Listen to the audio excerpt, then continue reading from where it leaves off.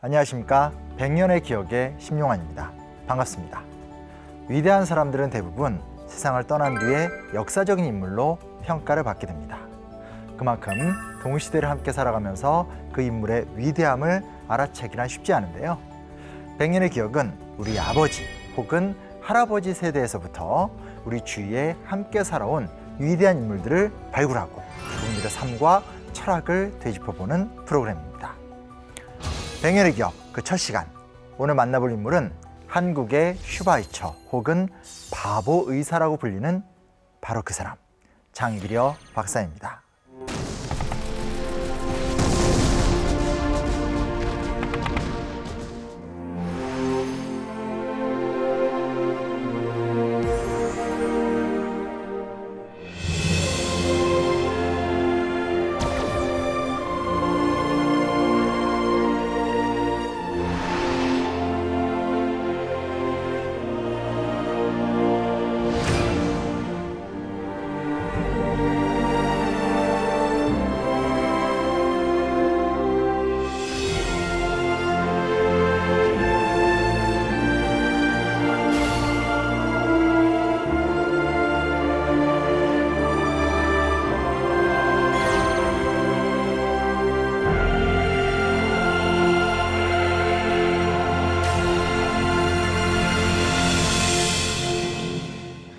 장기려 박사의 인생에 대해서 말씀을 드려보도록 하겠습니다. 굉장히 똑똑했었던 엘리트였었던 것 같아요. 경성의학전문학교, 그러니까 지금으로 말하면 서울대학교 의과대학을 졸업했고요. 실제로 그 당시에 백인재 교수라고 하는 당대 최고의 의학자의 제자였습니다. 단순한 제자가 아니라 이 백인재 교수가 보기에 이 친구는 정말 내 뒤를 이어서 한번 좀 잘 한국 의학의 발전을 이끌어가 봐야 되겠다, 이런 생각을 하고 있었습니다. 그래서 1938년에 굉장히 중요한 제안을 하나 하게 됩니다. 자, 자네가 이렇게 훈련을 많이 했으니까 대전 도립병원에 외과 과장 자리가 있으니까 한번 그곳에 가서 당신의 의술을 한번 펼쳐보시게, 이런 굉장히 좋은 제안을 주는 거죠. 그러니까 쉽게 말하면 최고의 엘리트가 최고의 의과대학을 나와서 최고의 선생한테 최고의 제안을 받아서 요즘 말로 이야기하면 성공할 일만 남아있게 되는 겁니다. 근데 이제 장기려가 고민을 하게 됩니다. 과연 내가 성공하는 것이 올바른 삶일까? 아니면 의사의 본질이라는 것은 무엇일까? 이 두 가지 가치 속에서 고민을 하다가 스승님의 제안은 감사하지만 이걸 제가 받을 순 없습니다 라고 거절을 하고요. 1940년에 평양으로 간 다음에 그곳에서 선교병원인 평양연합기독병원의 외과 과장으로 부임을 하게 됩니다. 단순하게 좋은 병원에서 의술만 발전시키면서 성공을 구가하는 것이 아니라 정말로 가난한 사람들, 고통받는 사람들을 위해서 인술을 펼치고 싶다, 이런 마음으로 평양으로 떠나게 된 거죠. 말 그대로 이제 무의촌들이죠. 여러 정말 가난한 촌동네들을 돌아다니면서 치료하게 되고, 여름이면 너무 더우니까 러닝셔츠 하나만 딱 걸친 채 진료를 보기도 하고, 이런 모습들이 일찍이 이 젊은 나이에 청년 장기려의 모습 속에서 살펴볼 수 있게 됩니다. 그 이후에도 사실은 아무리 평양으로 가고 그곳에서 봉사활동에 준하는 활동을 펼쳤다고 하더라도 워낙 뛰어난 의사잖아요. 그래서 쉽게 소문이 굉장히 많이 나게 되고, 해방이 된 다음에도 이 북한 지방 일대에서는 장기려 하면 최고의 의사로 이렇게 평가를 받고 그랬습니다. 그래서 실제로 그 이유를 보게 되면 장기려 같은 경우는 평양의과대학 그리고 김일성 종합대학의 외과 교수까지 지내게 됩니다. 그러니까 본인은 봉사를 하고 헌신을 하기 위해서 평양으로 간 건데, 그곳에서 유명해지면서 다시 또 이제 북한에서 해방 이후에 출세를 하게 되는 어떤 이런 위상까지 올라가게 됩니다.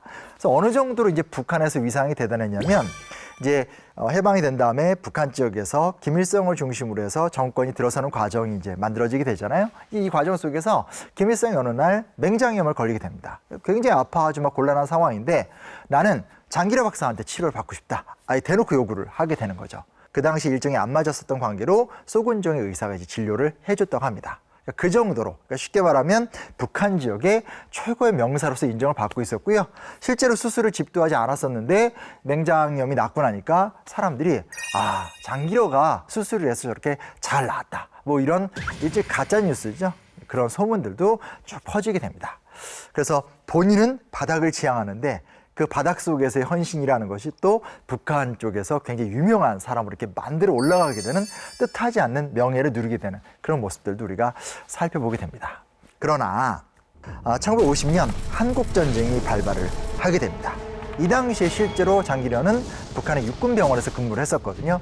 사실은 45년 이후에 분단이 되긴 했지만 누구도 이렇게 두 나라가 동강나고 또 이렇게까지 전쟁이 진행될 줄은 아무도 몰랐었던 상황이었었거든요. 그래서 이걸 어떻게 해야 될까 고민하다가 결국은 일단은 상황이 너무 급박하니까 남쪽으로 피난을 가자 이런 결정을 좀 내리게 됩니다. 그리고 당시에 이제 원한다라면 군용 응급 차량 같은 것들을 지원을 해서 대동강까지만 한번 이렇게 또 옮겨주겠다 뭐 이런 제안들도 오게 되죠. 근데 문제는 뭐냐면 혼자가 아니잖아요, 그렇죠? 가족들이 있습니다.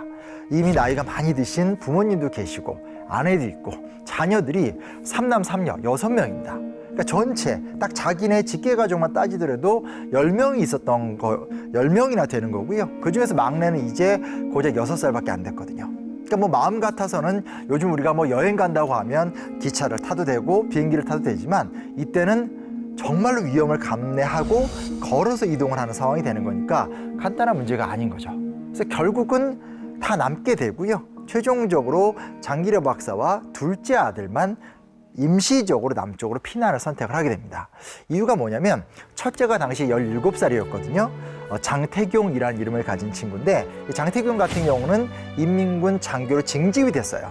그러니까 쉽게 말하면 첫째가 전쟁터로 끌려나간 상태에서 16살이었었던 둘째 가용이마저 끌려나가게 되면 가문 자체가 위기에 처하게 되는 거죠. 그래서 어차피 전쟁은 곧 끝날 거니까 잠시만 둘째와 함께 좀 내려왔다가 상황 수습되면 다시 만나서 부모님 또 아내와 행복하게 살자 이렇게 마음을 먹었던 거죠. 근데 아마 방송 보시는 분들 다 느끼시겠지만 이런 마음으로 많은 분들이 내려왔잖아요. 그런데 이것이 영원히 돌아가지 못하게 되는 어떤 참 비극적인 상황으로 귀결이 되게 되는데 장기려 박사 같은 경우도 예외일 수는 없었습니다. 되게 좀 너무나 좀 속상하고 안타까운 상황이죠. 여튼 장기려 박사는 차남과 함께 남쪽으로 내려왔습니다. 부산에 온 거예요. 아무것도 아는 게 없죠. 그러니까 말 그대로 머릿속에 지명, 부산 이렇게 두 개만 있는 거죠. 집도 없죠. 그리고 뭐 친구도 없죠. 일자리도 없죠. 근데 어찌됐건 생계를 유지해야 되고 혼자 있는 상황에서 둘째 아들을 지켜내야 되기 때문에 이 상황을 어떻게 풀어야 될까? 굉장히 막막한 상황에 처하게 됩니다. 근데 그때 하나 번뜩 드는 생각이 있습니다. 과거 얘기를 들어보니까 해군본부 쪽에 있었던 군의감 중에 한 명이 평양 사람이다 이런 이야기를 들었던 좀 기억이 있어요. 그래? 내가 거의 평양에서 활동을 했는데 가서 그분을 만나서 좀 사정을 하면 뭔가 좀 기회가 열리지 않을까? 어찌됐건 내가 의사잖아 뭐 이런 생각을 하게 되죠. 그래서 결국은 해군본부로 찾아갑니다. 근데 가만히 보니까 누가 이렇게 한 명이 마침 이제 위병소를 통과해서 나오는 거예요. 장교예요. 멀리서 보니까 얼굴이 어디서 많이 본 것 같아요. 누구지 이러고 있는데 위병소를 통과하던 장교가 선생님 하면서 먼저 와서 인사를 막 하는 거예요. 알고 보니까 고향에서부터 알고 지냈었고 나중에 이제 그 당시에 대위가 됐었던 이상효 대위였습니다. 그러니까 참 일종의 천운이죠. 이렇게 이제 만나게 되고 결국은 이상효 대위의 신원 보증을 통해서 제3육군병원의 의사로 일을 하게 됩니다. 근데 이게 육군병원 측에서도 그렇고 남한 측 입장에서는 사실 정말 엄청난 기회였어요. 왜냐하면 이때 일제강점기거든요. 일제강점기 때 정규 의료 과정을 수학하고 어떤 체계적인 교육을 받은 사람들은 정말 사람들이 거의 없었던 상황이었었거든요. 그러니까 소위 말하는 10손가락 안에 꼽는다라고 했는데 그런 인재가 알아서 왔으니까 우리나라 육군병원이나 우리나라 입장에서도 굉장히 좀 좋았던 상황이었었죠. 자, 그런데 바로 이 시기에 어떤 사람이 장기려 박사를 찾아옵니다. 그의 이름은 전영창이라는 사람이에요. 사실 이제 저도 교육 관련 분야에서 종사를 하고 있기 때문에 전영창 선생 하면 그분 아니야? 이런 생각을 좀 해보게 됩니다. 한국 교육에 굉장히 좀 유명하신 분인데 거창고등학교 3대 교장님을 또 역임하셨고 이 거창고라는 게 한국의 교육사회에서 굉장히 유명한 역할을 많이 했잖아요. 그렇죠? 그리고 또 나중에는 샛별초등학교를 또 만드신 분인데 우선 이 둘의 인연을 말씀드리기 위해서 잠깐만 전현창에 대해서 이야기를 좀 해보도록 하겠습니다. 대단한 엘리트예요. 우리나라 국비 유학생으로 미국으로 유학을 갔고요. 신학대학을 다니면서 엘리트 인재로서 이제 공부를 했죠. 신학을 공부했지만 그 신학의 목표라는 것은 우리 민족을 살리는 것이다. 내가 기독교 정신에 근거해서 이 나라와 이 민족을 위해서 헌신하겠다. 이런 마음으로 유학을 하고 있었죠. 1947년에 이제 미국으로 유학을 갔었거든요. 그런데 해방 2년 되는 해에 풍운의 꿈을 안고 내 통일조국을 위해서 유학을 간 건데 3년 만에 전쟁이 딱 터지게 된 거죠. 고민을 하게 됩니다. 이런 고민 참 저 같으면 어떤 생각이 들까요? 저 같으면 아우 무서워. 그냥 미국에 있어야지. 솔직히 이런 생각 하게 되잖아요. 사람이기 때문에. 근데 가만히 정세를 보니까 이 전쟁 상황이 심상치 않아요. 또 안 좋은 소식들도 막 들려오는 거예요. 굉장히 고민을 많이 하다가 그래 내가 신학을 공부했던 이유가 뭐냐? 민족을 위한 거 아니냐? 목숨 걸고 고국으로 돌아가겠다. 결정을 내리게 돼요. 근데 이때가 이 웨스턴 신학교를 다니고 있었는데 학위를 거의 받기 직전인 거예요. 워낙 똘똘하고 공부를 열심히 했기 때문에 학위를 주려고 하는데 뭐 그냥 일종의 중퇴인 거죠. 집으로 돌아간다고 하니까 당시에 이제 신학교에 뮬더라는 학장이 자네 이렇게 하면 어떡하나 라고 막 설득을 하는데 결론적으로 얘기한 건 뭐냐면 전현창이 나라가 위기에 빠졌는데 지금 내가 얻는 신학학위가 무슨 소용입니까? 라고 하면서 그냥 중퇴를 결정을 하게 됩니다. 그래서 이제 뮬더 박사가 이거 참 어떻게 해야 되나.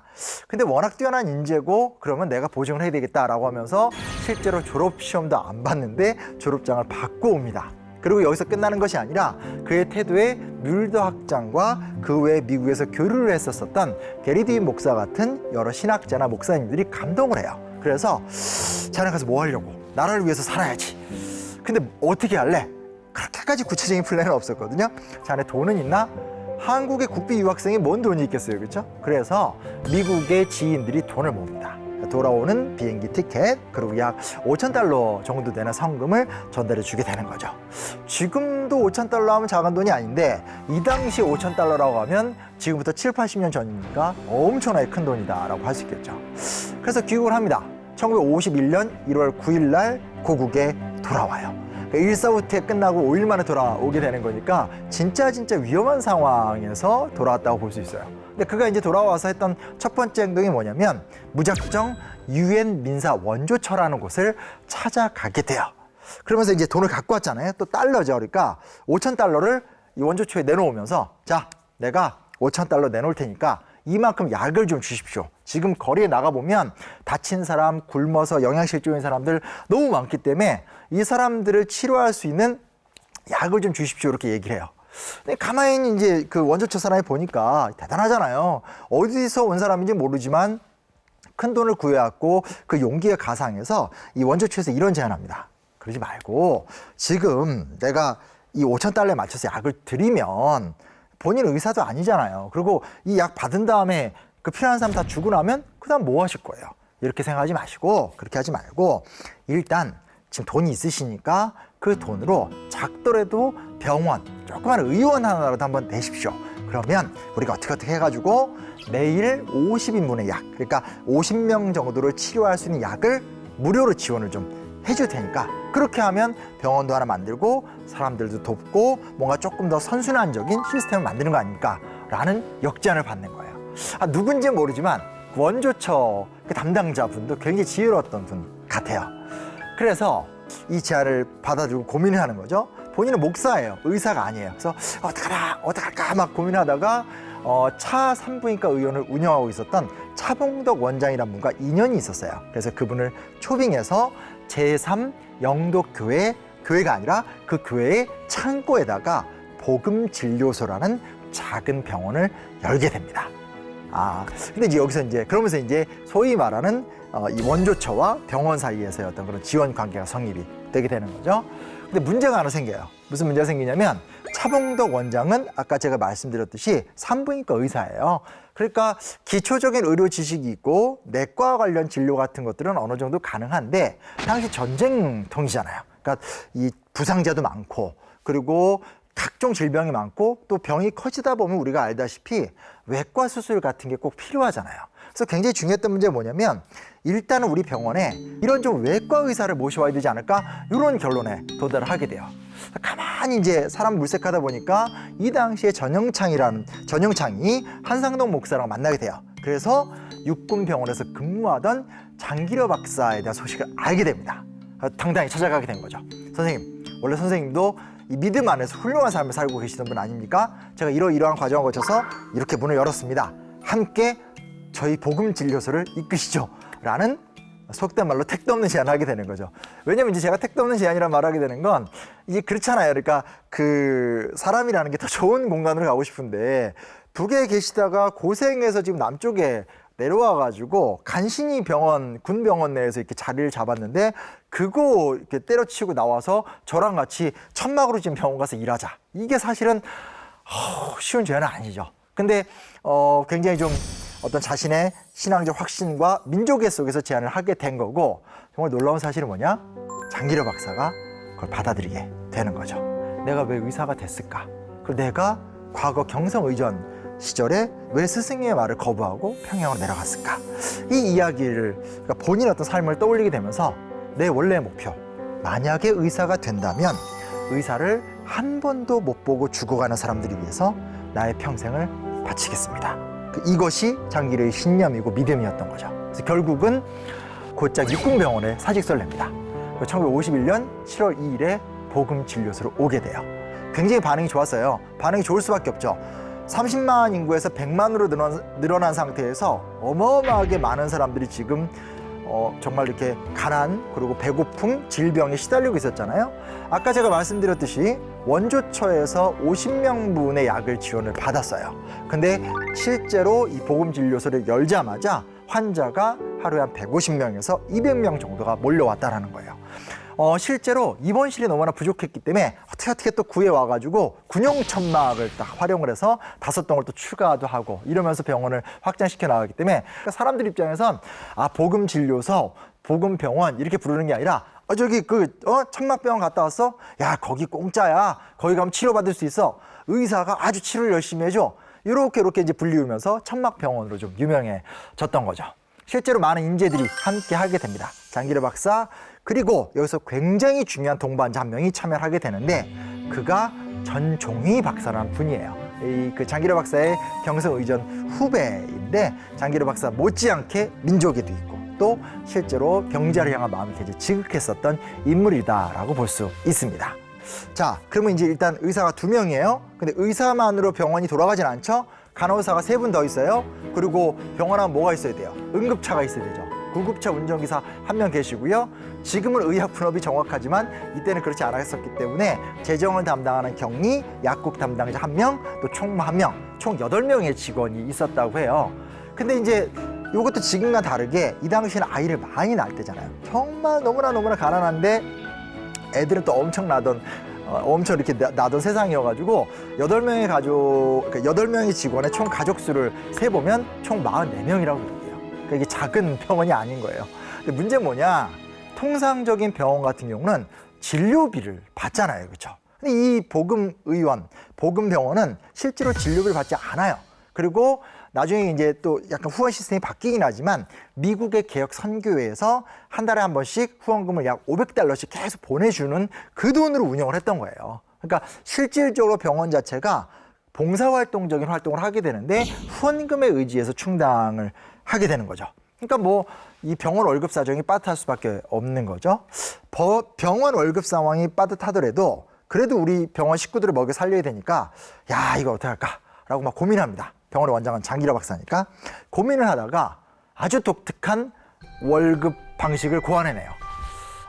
그 기준이 뭘까요? 어떤 기준을 두고 월급을 줬는데 근무시간? 오래 일한 사람?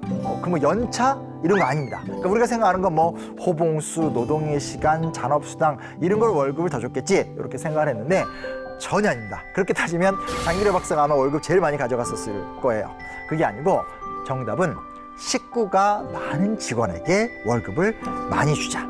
쉽게 말하면 애가 넷이면 한 2,000원씩 더 주고 애가 둘이면 2,000원만 주고 이런 식의 어떤 좀 이렇게 파격적인 발상으로 월급을 줍니다. 그래서 이제 직원들이 좀 황당해하는 거죠. 아니 이게 무슨 공산당식 월급 제도도 아니고 이게 말이 됩니까? 뭐 이렇게 막 이렇게 일종의 따진다기보다는 좀 어안이 벙벙한 거죠. 싫지는 않지만. 장기라 박사가 이제 뭐라고 얘기하냐면, 아니, 솔직하게 얘기해 봅시다. 지금 우리가 우리 식구들을 밥 먹이기 위해서 하는 거 아니냐? 그냥 한번 따져보면, 나는 아들하고 둘이 있으니까 우리 둘만 먹고 살면 된다. 근데 자네는 자녀가 여러 명 있지 않냐?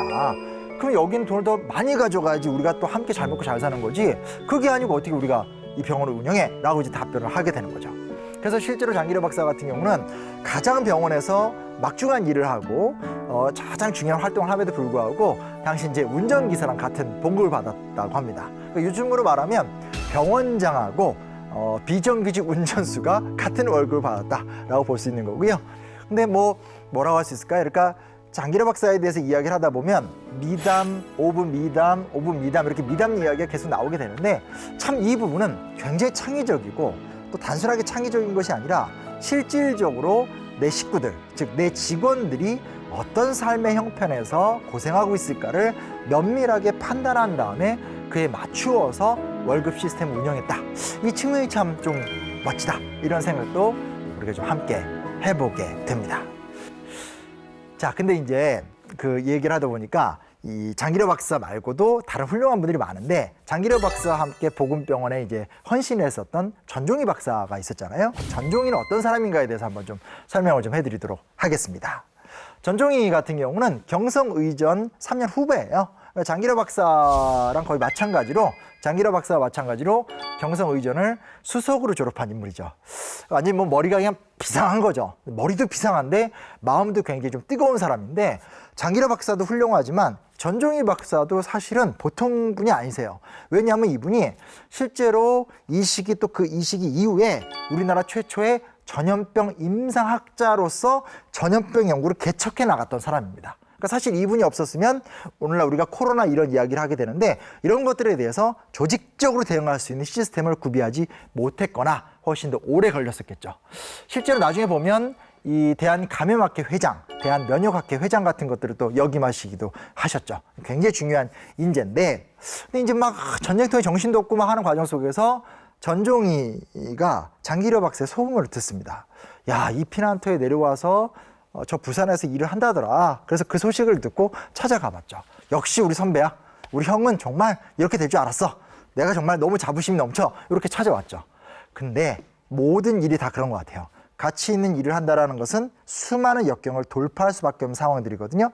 와보니까 병원의 상태가 너무 안 좋아요. 너무나 재정 상태가 열악하고 쉽게 말해서 천막병원이니까 천막 상태부터, 그러니까 병원의 건물 상태부터 좋지 못한 거죠.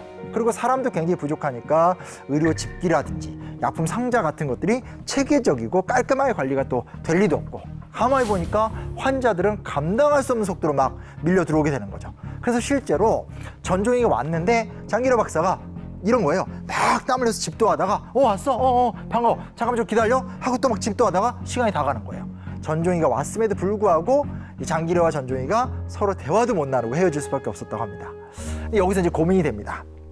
아, 선배가 저렇게 고생을 하고 있는데 그 고생의 배경이 뭔지를 잘 알고 있거든요. 가치를 지향하고 참된 종교적 신념 바탕 속에서 활동하는 거죠. 어떻게 해야 될까? 나는 도대체 어떻게 하는 것이 좋을까? 이런 고민을 하게 되고 또 사실은 의학자이기 때문에 현실을 정확하게 보는 거예요.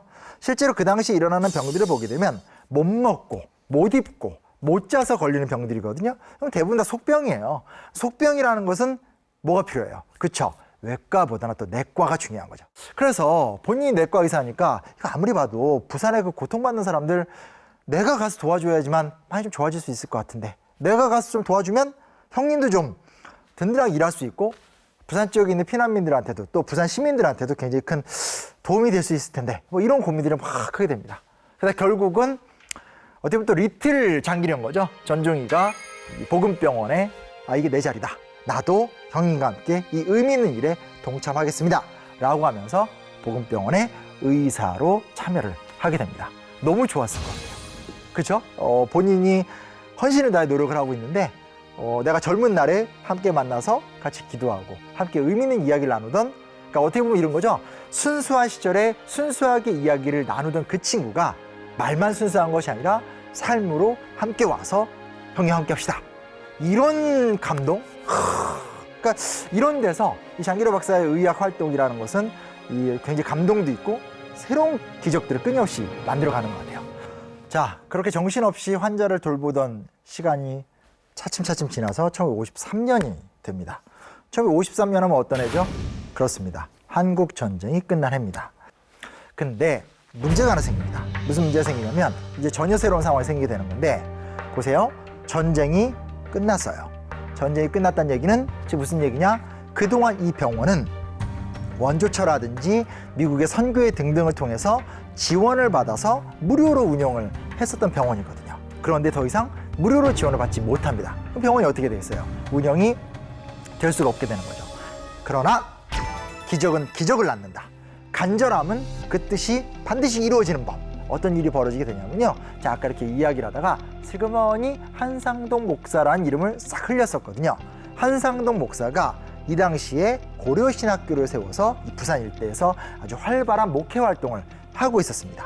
근데 한상동 목사가 이 상황을 알게 된 거죠. 직접 장기로 박사를 찾아와서 이렇게 상황이 갔으니까 우리 고려신학교가 어찌됐건 재정적인 기반이 있으니까 고려신학교와 복음병원을 통합해서 운영을 하자. 그렇게 되면 교회 재정으로 또 신학교 재정으로 병원을 돌볼 수 있고 운영할 수 있다라는 제안을 하게 된 거죠. 기적 같은 일이 이제 벌어졌다고 할 수 있습니다. 당연히 장기로 박사 입장에선 내가 원래 하던 의료 활동, 의료 선교 활동을 계속하기 위해서 이런 재정적 지원이 붙는다는 거 나쁘지 않은 거죠. 사실은 고려신학교도 넉넉한 상황이었다고 볼 수는 없어요. 근데 그럼에도 불구하고 미국의 원조 기관이라든지 또 이제 고신 교단 쪽에 신도들이 있으니까 이런 사람들에 의한 지원금들이 모여들었고, 특별히 미국에서 보내왔었던 6만 달러 정도 되는 성금이 있었어요. 그래서 그런 것들을 모아서 드디어 제대로 된 병원 건물을 딱 짓게 됩니다. 그러니까 말 그대로 진료소에서 창고 의원, 다시 그것이 이제 병원으로 딱 발전해가는 과정을 거치게 되는데, 지금도 있습니다. 부산 송도에 위치한 고신 복음병원입니다. 이래서 우리가 언제나 중요한 게 뭐냐면, 역사를 공부하다 보면 정말 뿌듯하고 보람 있는 게 뭐냐면, 부산 송도 고신 복음병원 근처에 사시는 분들은 많이 왔다 갔다 하잖아요. 근데 평소에 몰랐었을 땐 여기 병원 하나 있네 이런 느낌이지만, 이 이야기 알고 딱 지나가다 보면 아마 그 거리와 그 병원과 그 공간의 느낌이 전혀 다를 거예요. 그런 게 이제 어떤 역사 공부를 하는 매력이 아닐까, 이런 생각도 좀 해보게 됩니다. 어찌됐건 이 과정들을 하나하나 풀어가게 되면서 결국은 고신복음병원이 자리를 잡게 됩니다. 그래서 또 한 번의 결정을 내리게 되는 거죠. 서울 생활을 완전히 접고 부산으로 내려오게 됩니다. 그래서 병원에서 일하고 또 부산대 외과 교수로 일을 하면서 왔다 갔다 일을 하면서 매일매일 병자들을 돌보기도 하지만 철저하게 의학 연구에 힘을 써서 아주 중요한 의학적 성과들을 많이 냅니다. 가장 유명한 사건은 1959년 2월 우리나라 최초로 대량 간 절제 수술에 성공을 하게 됩니다. 이게 당시로서는 굉장히 큰 사건입니다. 왜냐하면 의학 지식이라는 것도 성장하는 과정들을 거치게 되잖아요. 근데 이때까지만 하더라도 50년대 초중반까지만 하더라도 간이라는 장기를 잘 몰랐대요. 그래서 이건 거대한 좀 핏덩어리 정도다 이렇게 생각하면서 간을 대량으로 절제해서 수술을 한다? 불가능하다. 이렇게 이제 생각을 했던 거죠. 만약 예를 들어서 간에 종양이 딱 생겨버리거나 하면 치료를 안 하고 수술을 거부한 상태에서 죽을 날만 기다리게 되고 이런 상황들이 가게 되는 거죠. 근데 중요한 게 뭐냐? 장기로 박사와 이 제자들이 꾸준히 연구하고 동물 실험도 했겠죠. 그리고 여러 가지 임상 실험을 거듭한 끝에 간암 치료의 획기적인 이 수술 기법을 개발하게 되면서 이 공로로 1961년 대통령상을 수상하게 됩니다. 사실은 지금까지 했던 얘기도 정말 너무 대단하고 너무 훌륭하다 이렇게 생각을 하게 되는데, 결국 나의 본질은 의사고, 의사의 본질이라는 것은 한편에서는 환자를 치료하는 것이지만 반대편에선 끊임없이 연구하고 끊임없이 공부해서 더욱더 높은 수준의 의료 기술, 의술을 갖는 것이다. 이 두 가지 원칙을 같이 만들어 갔던 거죠. 참 대단해요. 그리고 하나 좀 흥미로운 사실이 있습니다. 장기로 박사가 굉장히 의외의 인물과 정말 좀 가깝게 지냈습니다. 누구냐? 함석헌 선생과 둘의 사이가 굉장히 가까웠다고 합니다. 함석헌이라는 이름 좀 잘 모르더라도 함석헌이라는 이름 석자는 아마 들어보신 분들이 많을 것 같습니다. 실제로 일제강점기 때부터 독립운동도 하셨고 또 사실은 워낙 탁월했던 사상가였었고 이승만, 박정희, 전두환으로 이어지게 되는 장기 독재 정권 과정 속에서도 격렬한 민주화운동에 참여하셨었고 그리고 또 후배들이 민주화운동을 할 때 든든한 버팀목도 또 됐었고 실제로 워낙 위대한 사상가였었기 때문에 위대한 저술들도 또 많이 남겼었죠. 그래서 워낙 좀 뭐라고 할 수 있을까요? 민족의 선생이었기 때문에 한국의 간디다, 결의의 할아버지다 뭐 이런 이야기를 많이 들었던 사람입니다. 근데 흥미로운 게 뭐냐면 함석헌 선생 같은 경우는 김교신과 더불어서 무교회주의 신앙운동의 개척자이기도 했습니다. 뭘 이야기하는 거냐면 이 무교회주의라는 건 아니 우리가 제대로 된 기독교를 추구한다라는 것은 눈에 보이는 건물이나 그 건물에서 왕노릇하는 어떤 그런 막 직분을 가진 사람들이 중요한 것이 아니다. 교회라는 것은 하나님을 믿는 믿음이기 때문에 교회를 거부하고 제대로 된 신앙 공동체를 꾸려야 된다. 이런 생각을 했거든요. 사실 나중에 가다 보면 실제로 함석헌 같은 경우는 여기서 한 발 더 나아가서 기독교에서 벗어나서 동양 사상 이런 것들을 받아들이면서 새로운 사상적인 길로 쫙 나아가요. 그러니까 상당히 좀 뭐라고 할 수 있을까요? 사상사에 있어서 굉장히 독특하면서도 진보적인 인물이었던 거죠. 근데 흥미로운 게 뭐냐? 장기려 박사도 굉장히 독실한 크리스찬인데 기독교에 여러 교단들이 있지만 그 중에서 가장 보수적이다라고 하는 고신파 교회의 장로였어요.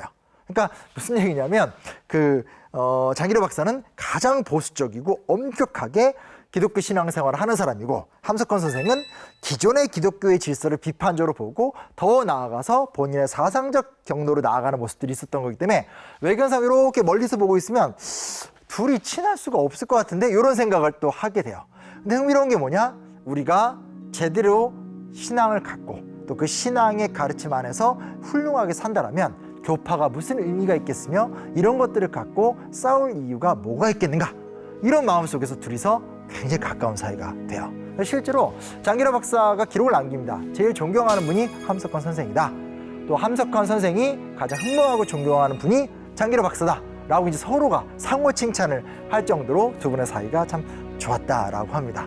이런 것들도 우리가 좀 흥미롭게 살펴볼 수 있는 부분이지 않을까라는 생각을 해보게 돼요. 그래서 뭐라고 할 수 있을까요? 우리가 작은 거 갖고 갈등 많이 하잖아요. 그리고 오히려 좋은 가치를 추구하는 사람들끼리 분열하고 싸우는 모습들이 많은데 본질에 집중하고 크게 우리가 하나가 된다면 충분히 차이점은 이해할 수 있고 공존할 수 있다. 이런 태도들 참 멋지지 않나라는 생각도 해보게 됩니다. 그래서 실제로 장기려 박사 같은 경우는 본인이 후배들과 함께 성경 공부하는 자리에다가 함석헌 선생을 초청해서 강의를 또 듣기도 하고 또 실제로 함석헌을 따르던 청년 지식인들도 같이 참석하면서 교류도 하게 되고 이런 활발한 활동들 나와 생각이 다르지만 공존할 수 있고 공유할 수 있고 소통할 수 있다라는 길을 여는 데 있어서 굉장히 중요한 또 모습을 보여주게 됩니다. 근데 참 그런 게 있어요. 뭐가 있냐면 세상을 살다 보면 뜻하지 않은 과정 속에서 새로운 이야기들이 만들어지는 경우가 있어요. 무슨 얘기냐면 함석헌 선생과 그의 제자들 그리고 장기려 박사와 그의 제자들 사이에서 소통을 하던 중에 청년 농촌 운동가 최규철이라는 사람이 있었어요. 이 사람은 어떤 사람이냐? 덴마크에 유학을 갔다 온 사람이에요. 당대로서는 아주 특이한 계통이죠. 이 사람이 무슨 얘기를 하냐면 제가 덴마크에 있을 때 한번 굉장히 감기를 심하게 앓았던 적이 있어요. 근데 입원을 한 다음에 퇴원을 하려고 하니까 병원 직원이 돈 낼 필요 없으니까 그냥 가세요. 이런 이야기를 하는 거예요. 그러면서 이게 왜 그런가 자기가 살펴봤더니 덴마크는 우리나라가 갖고 있지 않은 체계적인 의료보험 제도가 있다. 이 이야기를 이제 하게 된 거죠. 그러니까 말 그대로 의료보험이 뭔지 다 아시잖아요. 그렇죠? 평소에 의료보험비를 내고 그 돈을 잘 모으면서 재정관리 잘하면서 실제로 이 환자들을 치료하는데 그 기금을 또 활용하고 하는 시스템인데 우리나라가 실제로 체계적인 의료보험이 딱 세팅이 된 게 그렇게 오래되지 않았습니다. 그러니까 1950년대 때, 60년대 때는 의료보험이 없었던 거죠. 최규철이 이 이야기를 하니까 장기려 박사가 민간 의료보험을 만드는 것이 좋지 않을까. 왜냐하면 평소에 기금을 마련해 두면 안정적으로 환자들을 치료할 수 있고 또 그 기금을 통해서 병원도 시스템이 좀 체계적으로 운영이 될 수가 있잖아요. 그죠? 그래서 과감하게 민간 의료조합 운동을 시도하게 됩니다. 그 이름이 청십자 의료협동조합. 미국에 이제 이런 운동들이 있었거든요. 블루크로스 민간 의료보험이라는 운동이 있었었는데 바로 거기서 이름을 따와서 민간 의료보험 운동을 실시하게 된 겁니다. 자, 근데 최규철이라는 사람이 갑자기 궁금해지지 않나요? 이분도 굉장히 특별한 사람입니다. 저는 이제 장기려 박사의 인생을 보면서 참 흥미롭게 느끼는 게 뭐냐면 특별한 사람은 특별한 사람과 만나나? 이런 생각들 있잖아요. 그렇죠? 내가 뭔가 특별한 노력을 하니까 또 다른 특별한 노력을 하는 사람들끼리 만나서 상승 효과를 내나? 야, 참 신기하다. 그럴 정도로 사실은 장기려 박사도 훌륭하지만 주변에 굉장히 훌륭한 사람들이 많이 등장하게 돼요. 최규철은 어떤 사람이냐면 이분도 북한 분이세요. 함경도 함흥 태생이었고요. 1961년에 충남 홍성에 있는 풀무학교라고 지금도 꽤 유명한 학교죠. 이 풀무학교에서 교사 생활을 하면서 농촌 사회복지 운동의 선구적 역할을 했었던 분입니다. 1965년부터 2년 동안은 덴마크에서 농촌 교육학을 공부하고 돌아왔어요. 야, 농촌 교육학 하면 사실 지금도 조금 낯선 부분이 있잖아요. 이미 이때 이런 공부를 하셨고요. 68년에는 아까 말씀드렸었던 청십자 의료 협동조합을 함께 만들고 창립을 해서 1982년까지 이 조합에서 전무로 일을 하면서 이 활동에 가장 중요한 역할을 감당했었습니다.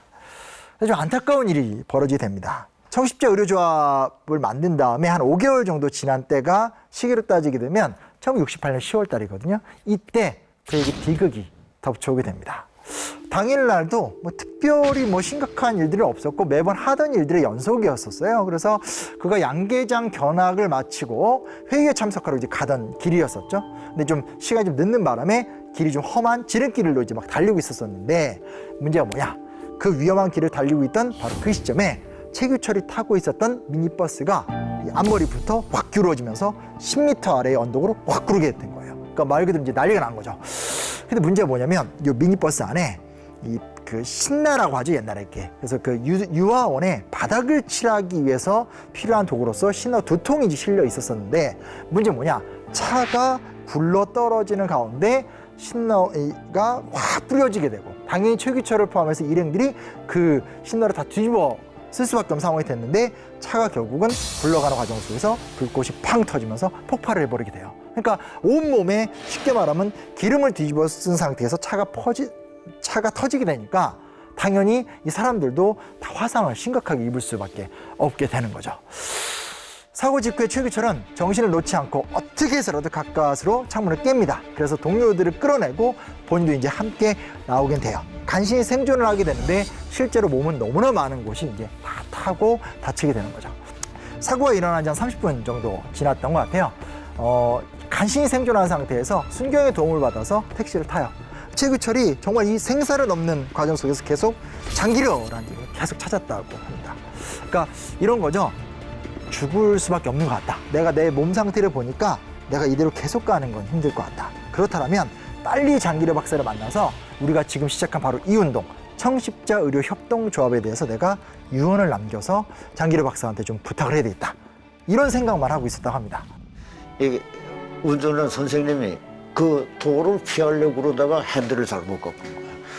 그래가지고 10m 언덕으로 이제 굴렀어. 굴면서 이제 신나가 폭발을 한 거야. 머리에서부터 뭐가 불 붙기 시작을 해.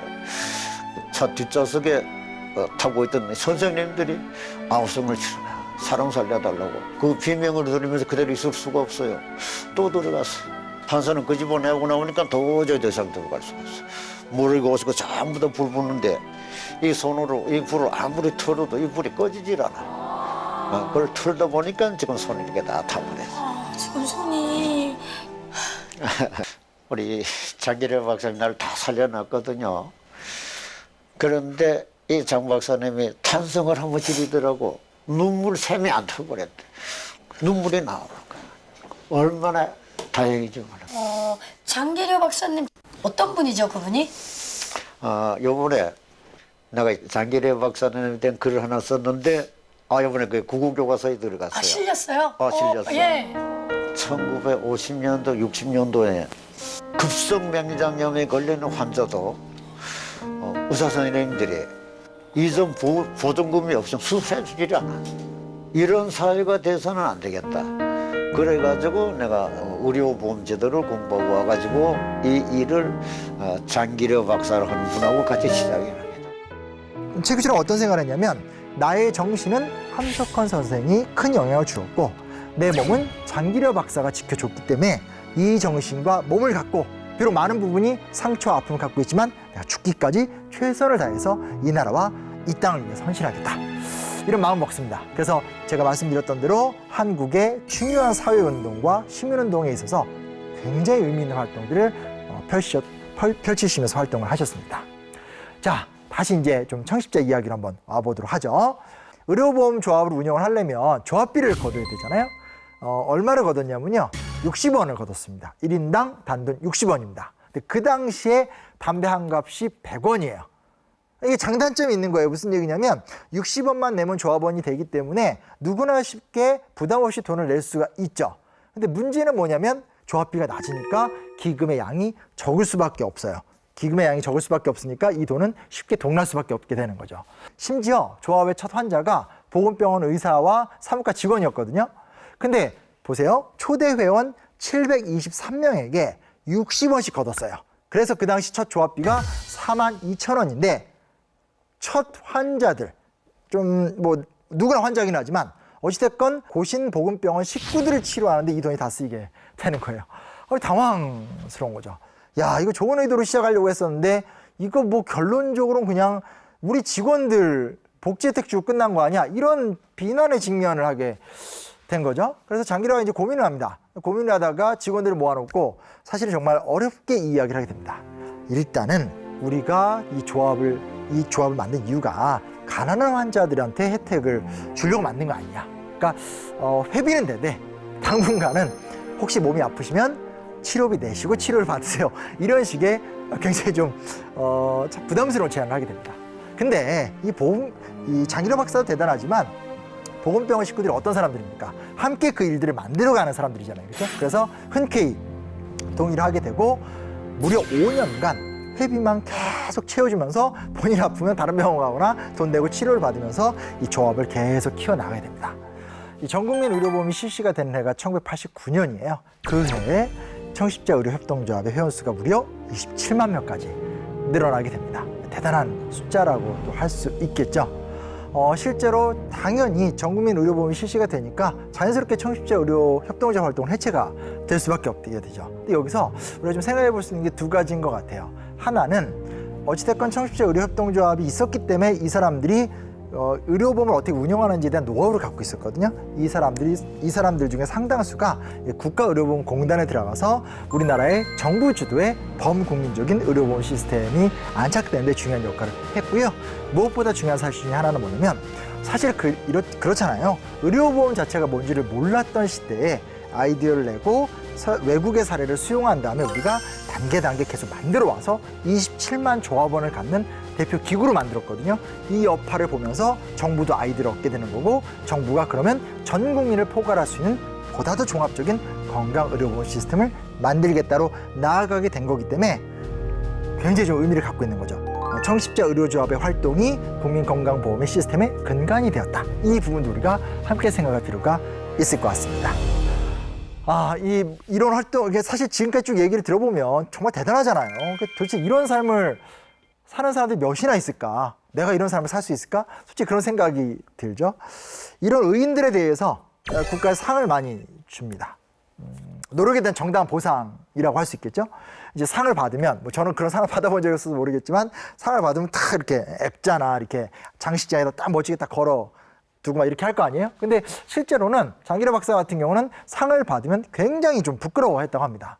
이거 굉장히 나 이거 받을 수 없다. 내가 이걸 위해서 한 것이 아니다. 이런 태도를 갖고 계셨던 것 같고요.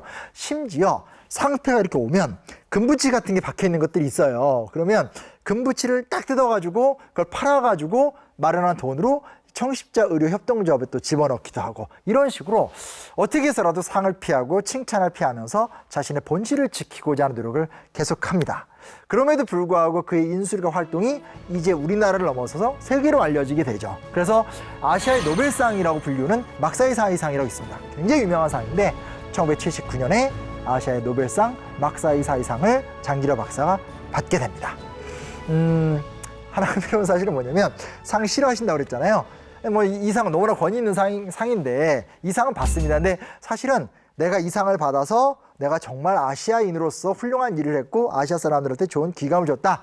이런 것 때문에 이제 뭐 기분이 좋으셨던 게 아니라 상을 받으면 상금이 1만 달러가 됐다고 합니다. 잠깐만.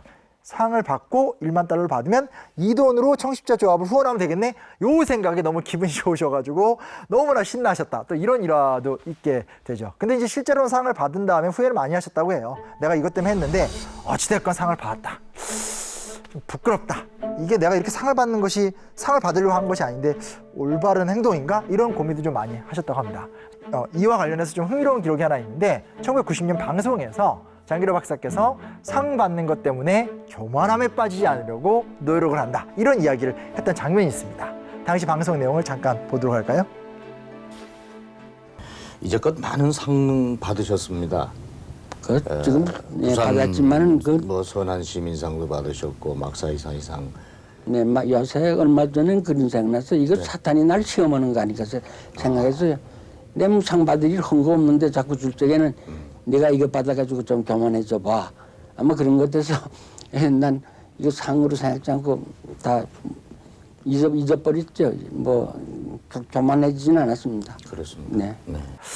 참 이런 생각을 한다라는 것들, 그러니까 그의 인격이라는 것이 얼마큼 단련됐는지에 대해서 또 우리가 느껴볼 수 있는 부분인 것 같습니다. 실제로 이제 이 일이 있고 나서 다음부터는 거의 대부분의 상을 거부했고요. 또 설령 상을 받더라도 시상식장에 또 참석하지 않으셨다고 하게 됩니다.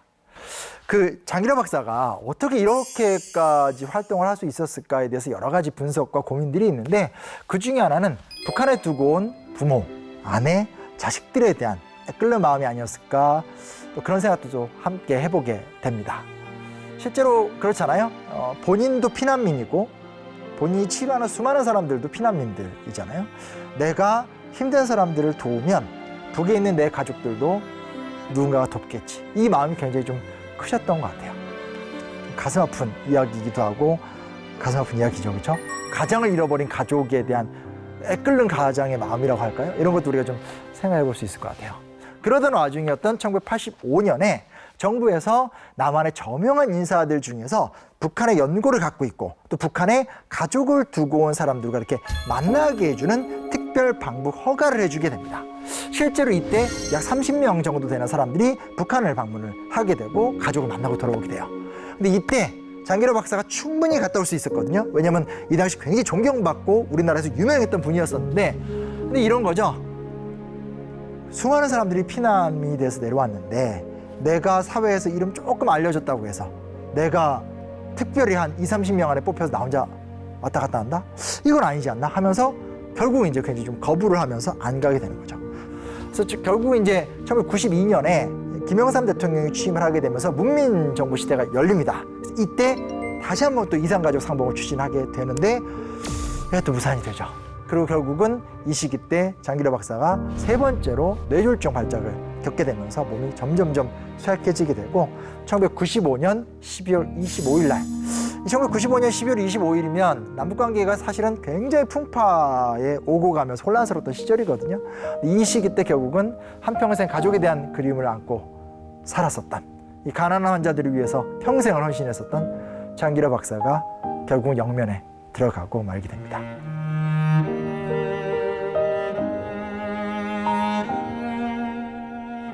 장기려 박사가 이루지 못했었던 가족 상봉의 꿈이 그의 아들 장가영 박사를 통해서 또 이루어지게 됩니다. 세월이 많이 지났어요. 2000년 8월 달 평양에서 열린 1차 이산가족 상봉의 의료지원 단장으로 아들이 동행을 하면서 이때까지 아내분이 살아계셨어요. 90세의 노모와 형제들을 만나서 3시간 정도 얼굴을 보면서 그 해후를 누렸다고 합니다. 장기려 박사가 살아계셨을 때 직접 보셨으면 더 좋았겠지만 어쨌든 그래도 그나마 다행히 아드님이 엄마와 형제들을 보고 왔다는 측면에서 참 의미를 갖고 있는 것 같고요. 장기려 박사의 이제 시신은 그의 유언대로 부산 앞바다에다가 흩뿌리지 못했고요. 경기도 마석에 있는 모란공원에 이제 모셔지게 됩니다. 무덤의 비석 뒷면에는 이태 할아버지 최규철이 쓴 비문이 이제 딱 새겨져 있다고 해요. 제가 한번 읽어드릴게요. 모든 것을 가난한 이웃에게 베풀고 자기를 위해서는 아무것도 남겨놓지 않는 선량한 부산 시민, 의사 크리스천, 이곳 모란공원에 잠들다. 실제로 장기려 박사 돌아가신 다음에 이제 유품을 정리하게 되잖아요. 고신 보금병원의 옥탑방에서 생활하셨는데 거의 뭐 마지막까지 남겼던 것이 거의 없을 정도로 끝내 겸손하게 사셨다고 합니다. 그 장기려 박사의 워낙 헌신들이 컸기 때문에 장기려 박사는 세상을 등지고 돌아가셨지만 사실 그의 가치와 그의 어떤 호소력 여전까지 남아서 의미 있는 활동들이 지금도 이루어지고 있습니다. 대표적인 것은 간질환 환자 치료 활동 단체인 장미회라는 단체가 있습니다. 이 단체는 우리나라 내에서도 활동을 많이 하지만 최근에는 해외에서도 굉장히 활발한 활동들을 또 진행하고 있고요. 그 실제로 장기려 박사의 친손자를 비롯해서 여러 후배 의사들이 부산이나 서울 일대에서 꾸준히 무료 진료 활동 등을 하는 등 굉장히 활발한 이 봉사 활동들도 꾸준히 이어지고 있습니다. 우리가 거듭 드리는 말씀이지만 장기려 박사처럼 살 수 있어? 선뜻 답변하기는 쉽지 않을 것 같습니다. 다만 중요한 사실은 장기려 박사가 가르친 방향을 향해서 노력하고 또 그런 삶을 살아가는 사람들 위해서 후원하고 함께 그를 기억하고 응원하면서 우리 사회가 장기려 박사가 꿈꿨었던 가난한 사람들이 천대받지 않고 가난한 사람들이 고통받지 않는 그런 아름다운 사회를 만들어가는데 일조를 할 수는 있다는 생각을 해보게 됩니다. 비록 떠나신 지 꽤 됐고 요즘 자라나는 세대들 사이에서 많이 잊혀진 인물일지 모르겠지만 그가 지향했던 삶을 보고 있으면 여전히 그는 우리보다 한 발 몇 발짝 앞에 서서 일로 와, 따라와, 이 가치를 향해 함께 가자 이렇게 말씀을 하시는 것 같습니다. 그 말씀에 대해서 함께 좀 기억해 봤으면 좋을 것 같아요. 지금까지 100년의 기억 심용환이었습니다. 감사합니다.